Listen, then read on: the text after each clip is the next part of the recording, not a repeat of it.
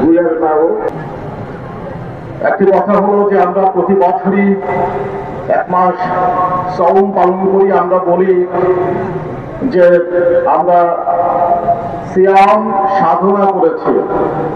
তো সিয়াম সাধনা করার অর্থই হলো শুধুমাত্র পানাহার থেকে বিরত থাকা নয়, আল্লাহ তাআলা যা কিছু থেকে বিরত থাকার জন্য বলছেন সেই অনুশীলনের মাধ্যমে নিজেদের পরিপূর্ণ মুসলমান হবার জন্য যে সর্বাত্মক প্রচেষ্টা, সেই প্রচেষ্টা পরিপালন করা। আজকে প্রত্যেকটি মানুষই যদি সত্যিকারের মুসলিম হয়ে যায় তাহলে পৃথিবীতে কোনো সমস্যা আর সমস্যা থাকবে না। সেজন্য আমরা মনে করি যে আজকে বিগত সময়ে আমরা দেখেছি অনেক অন্যায়, অবিচার, জুলুম, নির্যাতন, নিষ্পেষণ, নিপীড়ন ছিল। যারা করেছেন তারা নামাজও অনেকে করেছেন, রোজাও করেছেন, তারপরে নিপীড়নও করেছেন, নির্যাতনও করেছেন, নিষ্পেষণ করেছেন, হত্যা করেছেন। তারা কখনোই বিরত রাখতে পারেন না নিজেদেরকে এই ধরনের অন্যায় থেকে।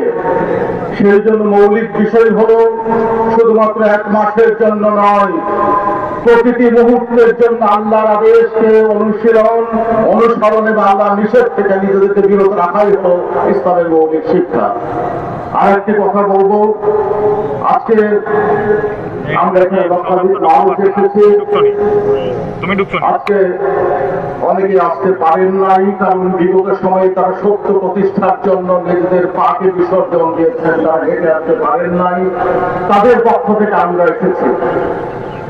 আজকে আমরা দোয়া করব। অনেকে দোয়া করতে পারবেন না কারণ তাদের হাত হারিয়েছেন, সেই সব মানুষের পক্ষে আমরা আল্লাহর কাছে দোয়া করব।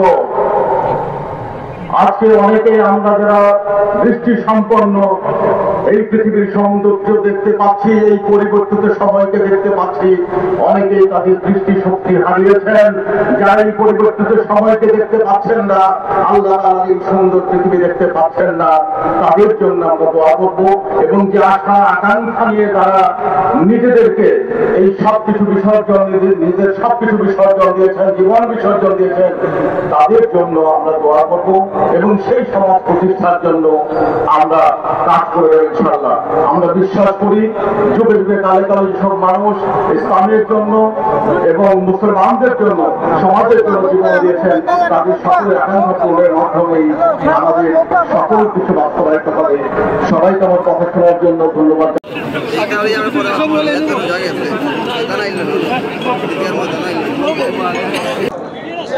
সুপ্রিয় দর্শক, সবাইকে স্বাগত জানাচ্ছি সিলেট বয়েস থেকে। সাথে রয়েছে আমি নাজিব, ক্যামেরায় রয়েছে অন্তর্দেব সৌরভ। এই মুহূর্তে অবস্থান করছি সিলেটের কেন্দ্রীয় যেই ঐতিহ্যবাহী শহীদগাহ রয়েছে সেই শহীদগাহ ময়দান থেকে। সবাইকে ঈদের শুভেচ্ছা জানাচ্ছি, ঈদ মুবারক। এই মুহূর্তে আপনারা দেখছেন যে সিলেটের যেই প্রধান জামাতটি সেটি 8:30টায় এখানে অনুষ্ঠিত হয়। সেই জামাত শেষে এখন সবাই সবার সাথে কুশল বিনিময় করছেন, সবাই সবার সাথে দোয়া নিচ্ছেন এবং যার যার গন্তব্যস্থলে সবাই ফিরে যাচ্ছেন।